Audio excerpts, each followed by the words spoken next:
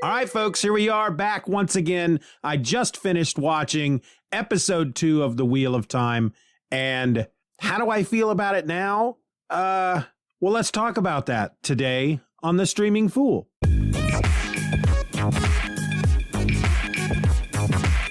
Hello and welcome to The Streaming Fool, the podcast that's living a great big nerdy dream right now. I'm your host. My name is Steven, and hey, for y'all, it's Tuesday, I suppose, depending on how you listen to these. For me, I just got done watching episode 2 of The Wheel of Time. I had watched episode 1, recorded the episode that I put out yesterday, and then sat right back down and watched episode 2. And I think I'm even more into this show now than I was with the first episode. I mean, so much is different, but it all feels so comfortable. And good Lord, I'm just loving the crap out of it. All right, so this episode number 2 is called Shadows Waiting. And here's what Wikipedia has to say about it. In a White Cloak encampment, the White Cloaks burn an Aes Sedai for being a witch. The Two Rivers villagers, Mat, Egwene, Rand, and Perrin, flee with Moraine and Lan from pursuing Trollocs and a Fade. They flee across the ferry at Terran's Ferry, and to prevent the Trollocs from following, Moraine uses the One Power to sink the ferry, incidentally killing the ferryman, which disturbs the villagers. Along their journey to Tar Valon, Egwene learns that she has the potential to channel. Perrin encounters wolves. The villagers have disturbing dreams about the Dark One, Baal-Zaman, and mistrust and tension between Moraine and Lan and the villagers grow. Moraine grows more weary and exhausted from her injury, and when Trollocs catch up, Lan makes the rash decision to have them enter Shatter Logith to escape. While in Shatter Logith, the group is attacked and separated by Mashadar, the twisted evil that inhabits the city. The group is separated and all end wondering where the others are, while Nynaeve appears and confronts Lan about where the villagers are. All right, so here's the thing about these Wikipedia freaking entries here, folks. There's no mention in the episode that the twisted evil that coats the city of Shatter Logith is called Mashadar. We know it. Those of us who've read the books, we know it. But they're giving that to you right here in the description, which I find amusing for some reason. It's like, if it's not mentioned in the episode, how do you know it when you're doing the freaking synopsis? Because you just know, because you read the books. So, okay, yeah. Again, another great freaking episode. 2 pretty freaking awesome episodes in a row. The 4 folks, the 4 characters are 4 heroes from the Two Rivers. They are now on the run with Lan and Moraine. The Trollocs are chasing them. It's a really great scene when they reach Terran Ferry and they jump on the ferry boat. There's the ferryman. It's nighttime and the ferryman is just sitting there outside his little hut, sleeping with his hood up. And they wake him up and they give him money and they say, we need to get across the river and you'll get twice that much when we get to the other side. And he's like, hey, my son will be here soon. And they're like, nah, you're taking us now. And so they all get on the ferry and they're about halfway across when the Trollocs show up and they crowd the frickin' dock on the side of the river. Apparently Trollocs do not like deep water, so they will not cross the river unless there is a boat or a ferry. So they're just standing there snarling. And man, the scene of them running through the forest, chasing them through the forest was pretty awesome because some of the Trollocs run on 2 legs, some run on all 4s, and they are just some creepy looking dudes or ladies or whatever. I'm assuming they're all asexual. They're just these frickin' monsters that probably burst out of the ground when they're born. I don't know. I don't remember them ever getting into that in the books. Anyway, as they're on the dock, these Trollocs, and they're roaring and snarling, and the Two Rivers folks with Lan and Moraine and the ferrymen, they're on the ferry watching. Very slowly, they call it a fade. It's a mere draw. We haven't heard that word yet in the show, but this fade on horseback, think of it as a ring wraith, basically. That's kind of what we're going for here. That's, I'm sure, what Robert Jordan based the fades on. They are creatures of the Dark One. they're basically like if the Trollocs are the foot soldiers, the Fades are the ones that send them into battle. The Fades are much more powerful than the Trollocs. They are very hard to kill. Usually takes about 3 or 4 people fighting one Fade to kill it. And as it says in the books, even after a Fade is dead, it doesn't quite know it's dead yet. And so can take hours for a Fade to fully die, just thrashing about violently. And they're just very creepy. They're pale, they're white.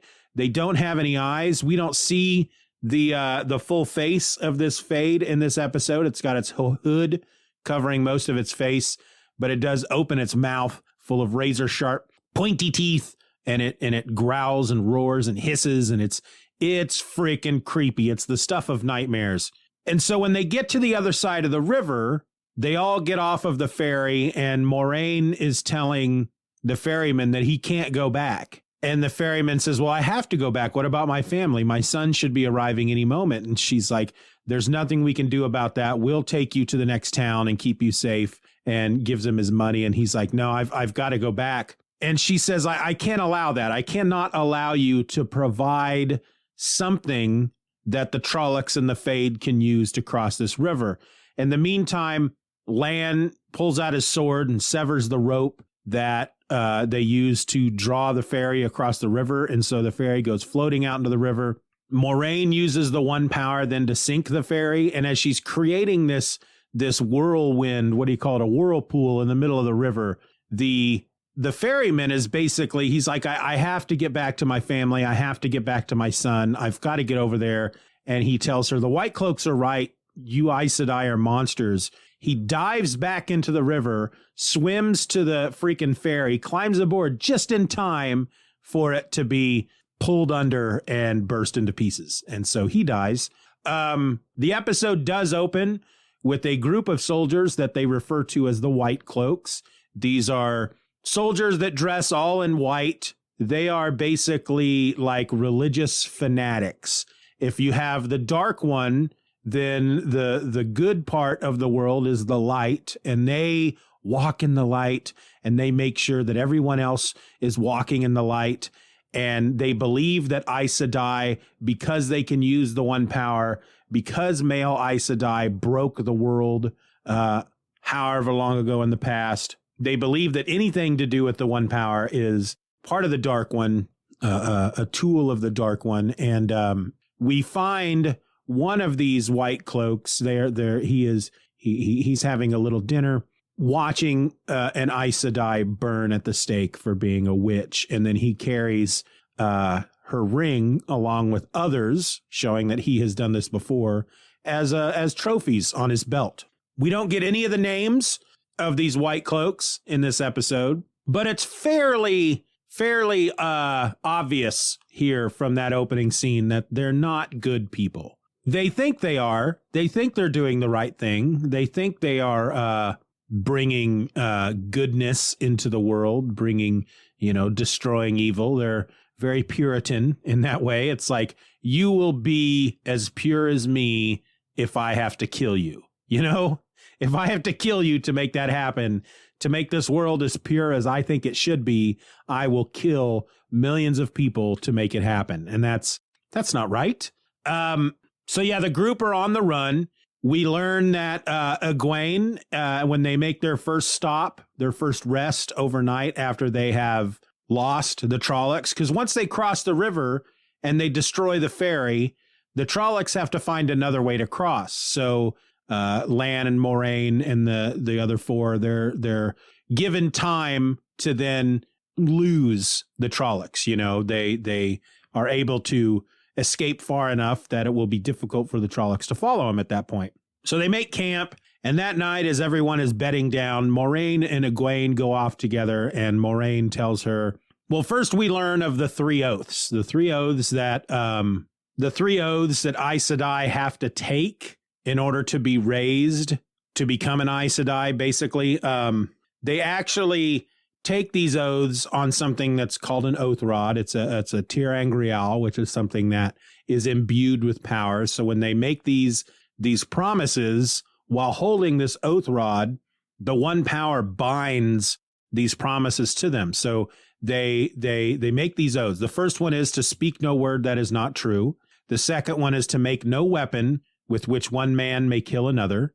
The third one is never to use the one power as a weapon except against dark friends or shadow spawn, or in the last extreme defense of her life, the life of her warder or another Aes Sedai. So by making these oaths on the oath rod, they are forced. They don't have any choice but to tell the truth. But as we learn later in the episode, you can tell the truth without telling the truth. So an Aes Sedai may be forced to tell the truth, but it may not be the truth you are expecting to hear.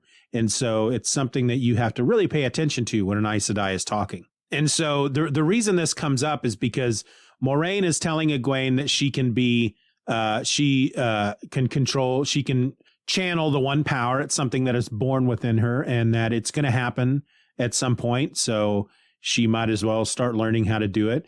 But Egwene at first is afraid. Why are you taking me out? Because Moiraine wakes her up and takes her out into the woods alone. And she's like, are you going to kill us like you did that ferryman? And that's when Moiraine talks about these 3 oaths. And one of them is to never use the one power as a weapon and not to kill and blah, blah, blah. And she said, I did not kill the ferryman. I sunk the ferry. He chose to jump into the water and climb onto that ferry. He killed himself over, a choice that he made. She's not the one that did it. Later, they run into these White Cloaks. They're riding along. Lan is always, his horse does twice the work of everybody else because he's always dropping behind to cover their tracks. And then he rides ahead to scout and make sure they're not riding into trouble. And at one point he rides back to him and he says, there's White Cloaks coming. And immediately Moiraine takes off her ring. The Aes Sedai wear a ring that identify them as Aes Sedai. And as I said, the opening scene has a White Cloak burning an Aes Sedai at the stake and taking her ring. And they actually chop her freaking hands off. So when he takes her ring, her hands, she's alive. She's tied to this stake. The flames are starting to grow bigger and bigger. And her 2 freaking severed hands are sitting on this table next to her. And this White Cloak comes and picks one of the hands up, pulls the ring off and puts it on his belt along with his other trophies, the other rings. But Moiraine takes off her ring, gives it to Lan so Lan can hide it. And she tells the others, do not mention that I am an Aes Sedai. Don't say anything about Aes Sedai. Answer any question they ask of you as truthfully as you can. She goes, I am a lady from a fallen house, and we're going to Whitebridge. That's where they're going to a place called Whitebridge. And so the fact that she said that means that she is in actual fact. I'm forgetting how to talk. She is actually a lady from a fallen house. We have to assume that at this point because she cannot lie. So before she became an Aes Sedai, she was a lady of a fallen house from somewhere. The White Cloaks come up and they're questioning them, and she tells them that they're going to Whitebridge to visit her sister, and that one of the guy that had burned the other Aes Sedai at the stake, he's there. We learn that he's what they call a questioner, and because he's a questioner, he has to question them. So immediately he goes to her and he starts patting her down and looking her over. I'm assuming looking for evidence of a hidden ring. He touches her up on her neck, around her clavicle area, and she winces in pain. She said she was wounded by a monster at a village. And they say, where are these monsters? And she says, Terran Ferry. They've attacked Terran Ferry, and they look at her wound. And the head White Cloak, who's not the questioner, but the head White Cloak says, that is a wound that could only have been made by a Trolloc, and the only people that can heal it are Aes Sedai. So even though they don't like the Aes Sedai and they consider them evil, he actually tells her, he's like, we don't have anything to do with the Aes Sedai. We steer clear of them. But if you can find one in Whitebridge, they're the only ones that can heal that wound. And so the White Cloaks head off to Terran Ferry to confront the Trollocs. But the questioner says he wants to take the rest of the questioners south because they're heading south because, as they put it, they have heard a rumor that a group of Aes Sedai are heading south to confront a man named Loghain. There's a war in the south. a man named Loghain who has set himself up as a false dragon reborn. So after the White Cloaks ride away, Egwene confronts Moiraine. She goes, I thought you couldn't lie. And she said, I didn't lie. And she says, well, you told them that you were visiting your sister. And she goes, all of my fellow Aes Sedai are my sisters. And that's when she tells Egwene, Aes Sedai cannot lie, but the truth they tell you may not be the truth you're looking for, or something to that effect. And, you have to listen carefully when an Aes Sedai speaks. Well, they continue on. We learn that Moiraine is, because of her wound, she's growing weaker and weaker. At the same time, she's healing them. She's providing them with the energy they need to keep going. And that's that's sapping her strength. The first night that they camp out, Rand has this dream that he's laying there, where he fell asleep. He wakes up and he's in this dream and he's choking on something, and he reaches into his mouth and he pulls out a frickin' bat, a dead bat, out of his mouth, and it falls to the ground. And he wakes up from the dream, very startled, and he looks, and next to his bedroll is a dead bat. And he starts freaking out, and he finds the others just a little ways away, and they're standing around looking at other dead bats all over the ground. And we learn that the others from the Two Rivers have all had dreams involving bats.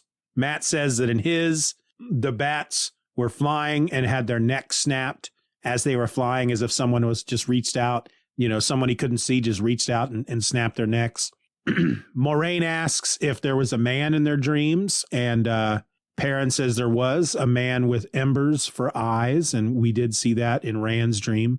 This is, as the Wikipedia entry says, this is supposed to be Ba'alzamon. That's the name, one of the names given to the Dark One. If the show progresses anything like the books, we're going to see a lot of these dreams, and we're going to see Ba'alzamon in these dreams. This is a big theme throughout the books, so we're going to see more of these as the show continues, I assume. Rand gets all up into Moraine's face at one point. He doesn't like being led by the nose. He doesn't like not being told what's going on. He's just really upset about everything.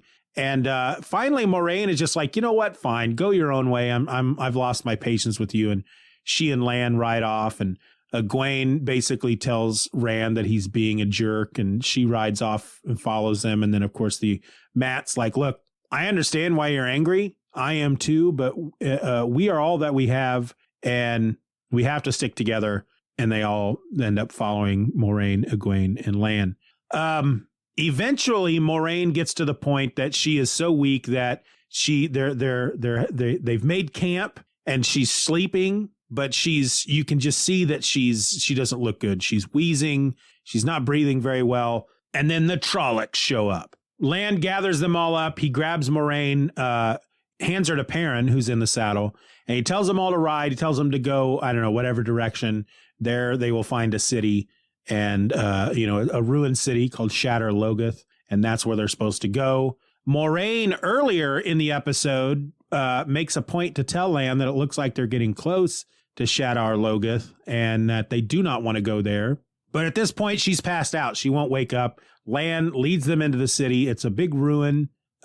He tells them, they go inside this, like a church or something in the city, and he tells them that this is a city that walled itself away from the rest of the world. It built walls around the city without gates.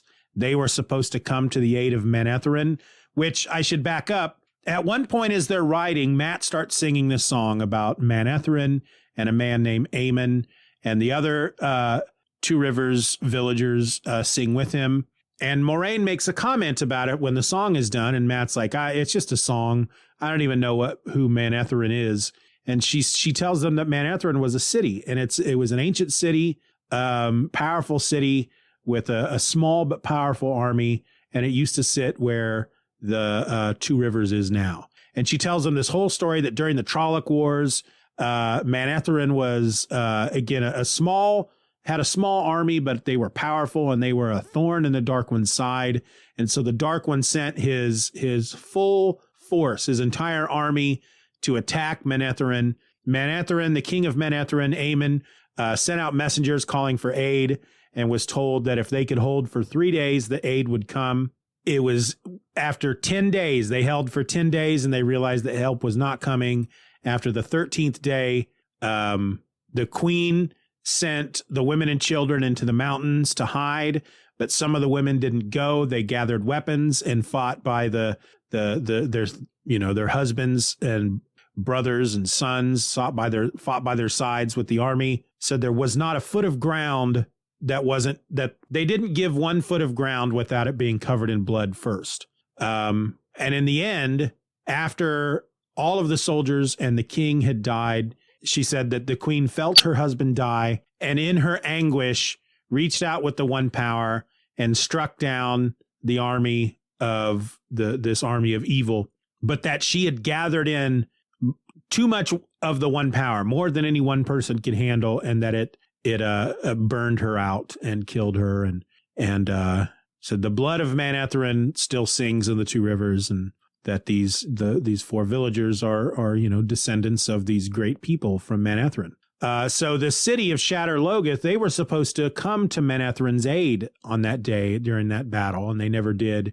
And the city was cursed or something, and now it's just an evil place where nothing lives. And Matt, it's kind of funny. He goes, okay, first, that's the most words you've said since we've met. Second, why did you bring us here? And Lan's like, we didn't have a choice. The Trollocs won't come here, but don't touch anything. So that night, Matt goes out by himself. He sees what he thinks is the shadow of a person ducking into a building. He follows this shadow, and he finds under a bunch of like old rusty weapons and trash and junk a small wooden chest. And he digs the chest out and he opens it up, and there's this very fancy looking dagger with a ruby in its hilt. Those of us who've read the book, we know what this dagger is. It's the ruby hilted dagger. And this is a big thing for Matt. This is a big part of Matt's story. And even though he was told not to touch anything, he takes the dagger. And I'm sure they'll touch on it at some point, but we have to assume that he's taking it because it looks like he could get a lot of money for it.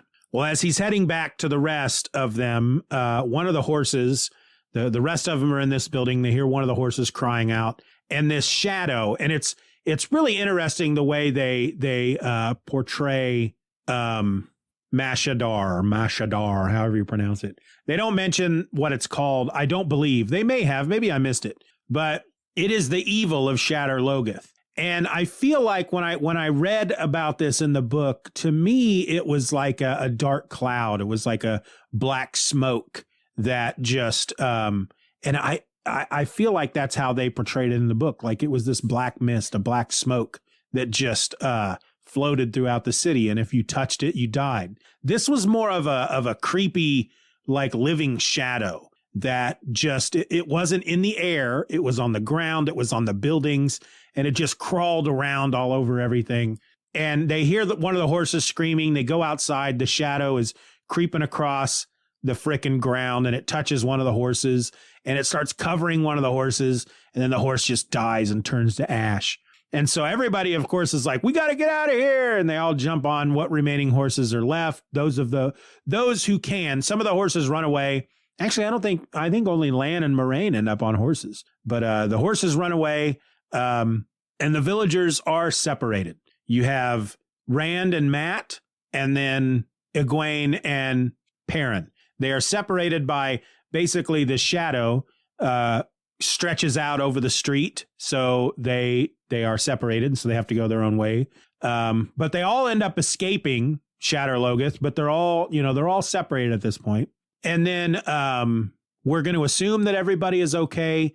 We know that Rand and Matt, there's a river that borders the city, and Rand and Matt find a big fallen tree that they pull out into the river to cross the river.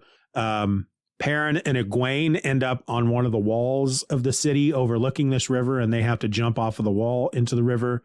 Lan and Moraine, Lan picks her up, throws her on a horse, and he wakes her up and he's like, we have to go. And she's like, where are we? And he goes, Shatter Logith. And she goes, you've killed us all. And so he throws her, he picks her up, and they get on a horse and they ride off. They get out, And they ride into the woods. He takes her off the horse and he lays her down and he's trying to figure out what he can do for her because she's dying.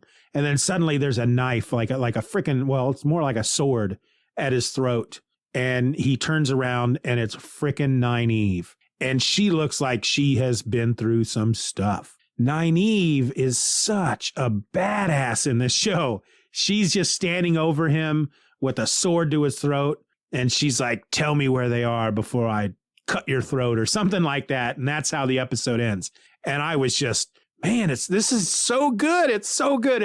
It's meeting all of my expectations and then some. And again, it's so not like the books. I mean, there's so much about this that's different than the books. And yet it feels so familiar and so comfortable at the same time. It's kind of like I'm looking at this at this point. It's like if it followed the books exactly, I mean, I suppose it would be fun, but at the same time, I'd be watching this going, all right, well, I know this story. I've been here. I know what's going to happen next. And in essence, I do kind of know what's going to happen next. However, in the book, Moiraine was not stabbed because I don't think I mentioned that in the previous episode. During the attack on the village, Moiraine is stabbed by a frickin' Trolloc weapon. And Rand's father, Tam, he is also stabbed by a Trolloc weapon. And apparently, if you get cut by a Trolloc weapon, your wound is poisoned by Trolloc poison, and it's going to kill you unless you are healed by an Aes Sedai. Well, Aes Sedai cannot heal themselves. And so this whole thing with Moiraine being stabbed and dying, you know, kind of like it's like what happened to Frodo in Lord of the Rings. But she can't heal herself. None of that happened in the book. So knowing, you know, I'm watching this and I know that Moraine's not going to die, but still, it's an interesting bit of story that is new to me. So it's like basically I'm watching a show with these characters that I've known for almost 3 decades, that I have, that I've fallen in love with all of these characters, but it's almost like I get to see them telling new stories with these characters, new stories that are very comfortable to me. And I'm just enjoying the crap out of this show. I don't know I don't know if there's anything else I want to say about this episode. There's the scene where Perrin encounters some wolves. So I don't really want to give away what this means, but just like Matt and the ruby hilted dagger, that is part of his story, and it's a big connection, and that's a big thing that happened to Matt. That's a big story point. It's a big story point that happened to Matt. It's a big thing. It's a big chapter in the book of Matt. Well, wolves are a big thing for Perrin. And I'm not going to explain why at this point. Maybe they'll get into it here in the 3rd episode. I don't know. But it was really cool to see them. Wolves have a lot to do with Perrin going forward.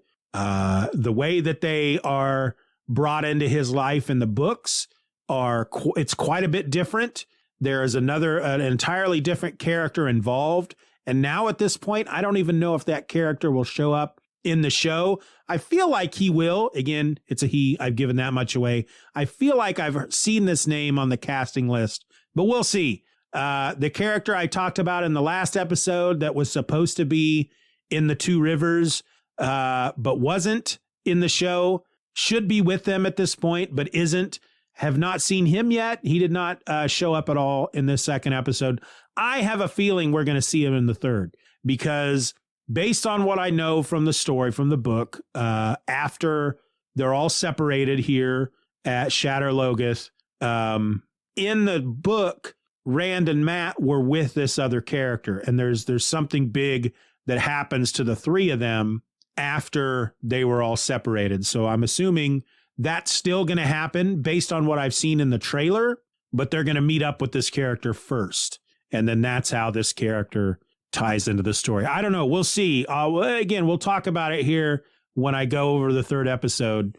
But I think I'm gonna wrap this up so I can get on over there back to the couch and watch this 3rd episode, and then be really sad because I'll have to wait a whole week before I can watch episode 4. But hey, Hey there. Hey, listener. Hey there, listener. I want you to do me a favor. If you're listening to this episode on Apple Podcasts, please go rate the show. Give it a rating. 1 through 5, it's stars. You give it a 1 through 5 stars. 5 being the best. That's what I prefer. Hint, hint. But you do what you feel you need to do. You rate this the way you feel it needs to be rated. But I need it to be rated. The more ratings I get, the higher up in whatever algorithms Apple Podcasts uses so that folks can see it when they're doing searches and all that junk. Basically, it helps get more eyes and therefore more ears onto this show. And that's what we all want, right? I would like to think that you would want more people listening to this show, unless you just want to keep it all to yourself. And then that's kind of selfish, don't you think? So go out there, do that, rate it, give me a rating. I would truly appreciate it. I'm going to go and watch episode 3.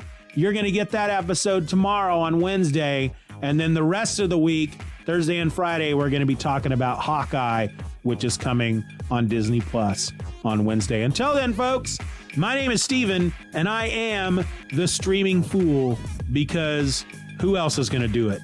You? Yeah, you probably could.